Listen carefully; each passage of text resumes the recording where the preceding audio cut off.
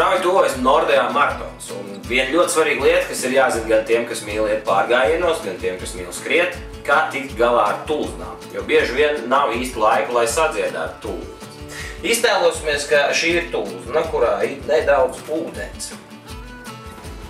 Viss, kas jums ir jāizdara, lai sakoptu savu kāju tā, lai nebūtu nekāds jēlas vietas, jāpaņem adata un diegs. Lūk, šo adatu viegli izslidinam cauri šai te vietai, kur ir tulzna ar ūdeni, un diegs uzsūks šo te ūdeni, kas ir tulznā. Līdz ar to nebūs jēla vieta, jūs varēsiet turpināt skriet. Šeit, protams, mums vēl ir nedaudz ūdens, bet jūs tik lielu tulznu pat gribot nedabūsiet. Uz kājas tas strādās pavisam labi. Dari gudri un skrien vesels!